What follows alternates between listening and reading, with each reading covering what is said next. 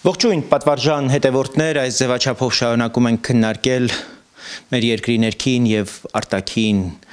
հիմնարար կարևորության հարցեր։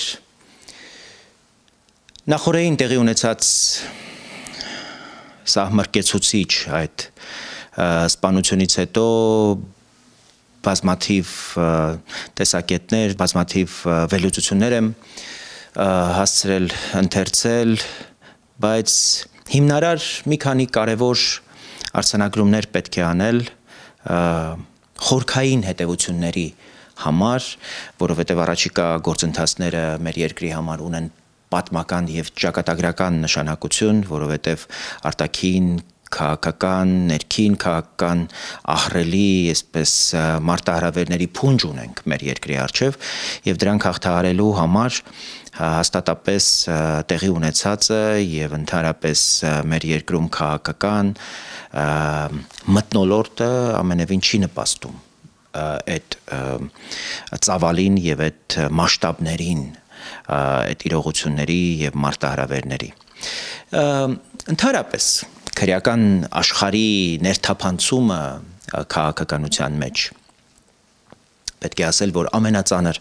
հարվածն է պետության ինստիտուցիոնալ հիմքերին, ինստիտուցիոնալ ակունքներին, որովհետև այն ըստ էության չեզոքացնում եւ վերացնում է օրենքի գերակայությունը ըստ էության փոխարինելով քաղաքական մրցակցությունը փողի ահաբեկման պայքարով մրցակցությամբ եւ պետական իշխանությունը դարձնում է հանցավոր հիերարխիայի գործիք։ Երբ գողական մտածողությունը մտնում է քաղաքականություն, այն սկսում է ղեկավարել ոչ թե օրենքներով, այլ գողական հասկացություններով, որտեղ որոշումները կայացվում են անձնական շահերի, փողի եւ վենդետաների հաշվեհարդարների հիմքով։ Այդպիսի համակարգում ավականին, դատարանը կամ խորհրդարանը, որոնք ունեն ընտրական ուրեմն ինստիտուտներ են, մարդիկ ընտրում են իրենց պատգամավորներին եւ ավականիներին, դրանք ըստ էության կորցնում են իրենց իմաստը, քանի որ իրական իշխանությունը տեղափոխվում է փողոցային օրենքների, գողական օրենքների տիրույթ։ Հայաստանի նորագույն պատմությունը անկախությունից հետո ցույց է տալիս, թե որքան վտանգավոր է այս երևույթը։ Մենք մինչև 98 թվական ունեցել ենք այդպիսի տարբեր շրջաններ, մակընթացություններ, գողական աշխարհի, գողական բարքերի եւ նրանց ներգրավվածության ամբողջ վտանգավորությունը մեր մաշկի վրա, պետության վրա զգացել ենք։ Եվ 98 թվականին հիշում եմ Լևոն Տեր-Պետրոսյանի հրաժարականից հետո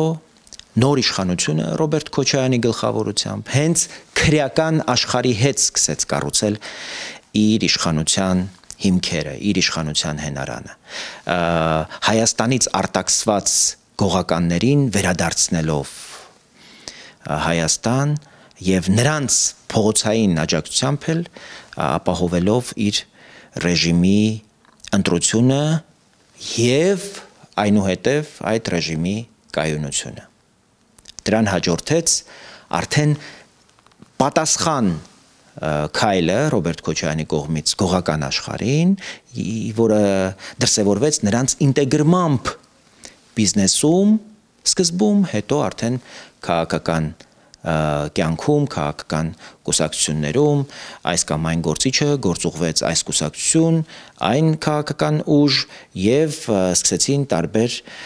նշանակումներ։ Մենք այսպես որ անդադ խոսում ենք օլիգարխ, հո դրանք օդից չեն ծագել, դրանք կոնկրետ ժամանակահատվածում հրավիրվել են Հայաստան, ներգրավվել են քաղաքականության մեջ, նրանց կոնկրետ հանձնարարականներ է տրվել մարդ սպանելու, մարդ առնելու, մարդ ահաբեկելու եւ դրանք հետո այդ մարդիկ վարձահատույց են եղել։ Իդեպ մենք շատ թաղապետեր ունենք, ավականիներ ունենք, ովքեր հենց իրենց ծառայությունների համար Ռոբերտ Քոչարյանի, Սերժ Սարգսյանի համար վարձահատույց են եղել։ Եվ այսպես ձևավորվել է օլիգարխիայի ամբողջ այս պլաստը, այս շերտը հանցավոր կապիտալի եւ իշխանության սերտաճման հիմքի վրա։ Այսօր նույն այս process-ը նորից փորձում է վերադառնալ, գործի դրվել, նույն մեխանիզմներով եւ նույն նպատակներով։ Միջազգային փորձը փաստում է, որ քրեական ենթամշակույթի սողոսկումը, ներթափանցումը քաղաքականության մեջ ոչ միայն կոռուպցիայի, այլև արտաքին ազդեցության ճանապարհ կարող է դառնալ։ Իտալիայում օրինակ մաֆիայի դեմ պայքարը ցույց տվեց, որ հանցավոր խմբերը սկզբում վերցնում են տեղական իշխանությունը, հետո պետական որոշումների վրա ազդեցություն են սկսում գործադրել։ Վրաստանը մեր հարևան, շատ լավ կհիշեք 90-ականներին ինչ էր այնտեղ կատարվում։ Փորձեց կտրուկ նվազեցնել գողական, այսպես բարքերի գողական աշխարհի ազդեցությունը քաղաքականության վրա, պետության վրա, իսկ այնտեղ հյուսվածքների մեջ էին նրանք նույնիսկ ներթափանցել պետական հյուսվածքների։ Միայն այն ժամանակ դա տեղի ունեցավ, երբ միասնաբար պետությունը որոշեց կիրառել քրեական պատասխանատվություն, ֆինանսական աղբյուրների խիստ վերահսկում սկսվեց, թե ինչ փողեր էին ուրեմն ապահովում նրանց ազատ գործունեությունը Վրաստանի ամբողջ տարածքում եւ ամենակարևորը Վրաստանում տեղի ունեցավ բանտային համակարգի գողական այս ամբողջ համակարգի կոնստրուկտի ապամոնտաժում։ Միացյալ Նահանգներում օրինակ կազմակերպված հանցավորության դեմ պայքարը պետությանը հաջողվեց միայն այն պահին, երբ օրենքը թույլ տվեց ոչ միայն դատել հանցանքի համար, այլև ապացուցել հանցավոր կառույցի ամբողջ շղթան եւ կտրել դրա ֆինանսավորումը, ֆինանսական սնուցումը։ Հայաստանում գոյություն ունեցող քրեական ենթամշակույթի մասին օրենքը իհարկե կարևոր է եւ մենք ենք դրա հեղինակը եղել, նախորդ գումարման ազգային ժողովում ես դրա ջատագովներից եմ եղել։ Մենք շատ բուռն թեժ քննարկումներ ենք ունեցել, բայց մենք հիմա տեսնում ենք, որ գործնականում դա բավարար չէ քրեական գողական աշխարհի դեմ պայքարելու համար։ Այն սահմանափակվում է միայն վարքային դրսևորումներով, մինչդեռ քրեական ազդեցությունը հիմնականում արտահայտվում է ֆինանսական հոսքերի վերահսկմամբ, ընտրական մեխանիզմների մանիպուլյացիայով եւ տնտեսական կախվածությամբ։ Բացի այդ, օրենքը հաճախ չի կիրառվում կամ կիրառվում է ընտրովի, կորցնելով ըստ էության իր արդյունավետությունը եւ այստեղ պետք է հասկանալ ովքեր են այս իրողության համար, այս ընտրովի օրենքի կիրառման համար պատասխանատու գերատեսչությունները եւ ներքին գործերի նախարարությունում եւ դատախազությունում եւ ազգային անվտանգության ծառայությունում։ Առաջիկա ընտրություններում այս վտանգը ըստ էության կրկնապատիկ պետք է դիտարկել, որովհետեւ քրեական խմբերը փորձելու են օգտագործել փողը քվեարկությունը ամբողջությամբ վերահսկելի դարձնելու համար, ահաբեկելով տեղամասերում մարդկանց, մանիպուլյացիայի ենթարկելով քաղաքացիներին, սոցիալ-տնտեսական կախվածության միջոցով եւ միաժամանակ ծառայել որպես արտաքին ուժերի ազդեցության գործիք։ Այս ամենավտանգավորն է, քանի որ քրեական աշխարհը, գողական աշխարհը սերտորեն կապված է Ռուսաստանի պետական մարմինների հետ, անվտանգության մարմինների հետ եւ ազդեցության ցանցերի հետ, այն գողական աշխարհը դառնալու է Հայաստանում հիբրիդային պատերազմի գործիքներից բաղադրիչներից մեկը։ Այն ներգրավվելու է քաղաքական գործընթացների մեջ եւ ներսից եւ դրսից։ Գողականները եւ գողերը հիմա վխտում են Երևանի սրճարաններում եւ ռեստորաններում։ Սրա համար որևէ մեկը պատասխան չի տալիս, իբրև Հայաստանում քրեական ենթամշակույթի մասին օրենք կա։ Եվ մենք ճակատագրական ընտրությունների շեմին ենք։ Այս ամենին հակազդելու համար անհրաժեշտ է համապարփակ մոտեցում։ Պետք է ոչ միայն խստացնել քրեական պատասխանատվությունը,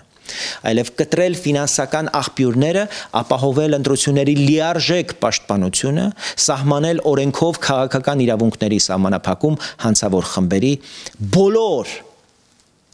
բոլոր անդամների համար եւ լուծարել այն համայնքային կառույցները, տեղական այն ավականիները, այն համայնքային իշխանությունը, որտեղ ապացուցված է հանցավոր ներթափանցումը։ Եվ այդտեղ ժամանակավոր կառավարիչ պիտի նշանակվի կառավարության կողմից։ Պետք է ուժեղացնել ֆինանսական թափանցիկությունը, վերահսկել քաղաքական քարոզարշավների ծախսերը, արգելել կանխիկի շրջանառությունը եւ երաշխավորել, որ պետական պաշտոնները չեն կարող զբաղեցնել հանցավոր անցյալ ունեցող անձինք, որովհետեւ վախճանը միևնույն է լինելու է ողբերգական եւ շատ տխուր։ Քրեական բարքերի, քրեական հասկացությունների, քրեական աշխարհի եւ քաղաքականության սերտաճումը միայն կոռուպցիայի եւ կամ էթիկայի հարց չէ։ Դա Հայաստանի ինքնիշխանության հարցն է, իրավակարգի հարցն է, ապագայի հարցն է, այնտեղ, որտեղ քաղաքականությունը ղեկավարում են գողական հասկացությունները, պետությունը դադարում է լինել ազատ եւ անկախ, վերածվելով ըստ էության արտաքին ազդեցությունների համար բաց խոպան տարածքի։ Հետևաբար այս երևույթի դեմ պայքարը պետք է դառնա պետական քաղաքականության, պետական ռազմավարության առանցքային ուղղություններից մեկը։ Օրենքի գերակայությունը վերականգնելու, իշխանությունը քաղաքացուն վերադարձնելու եւ ժողովրդավարական գործընթացները ժողովրդավարությունն ինքնին անշրջելի դարձնելու եւ այն անհրաժեշտ պաշտպանության տակ առնելու համար։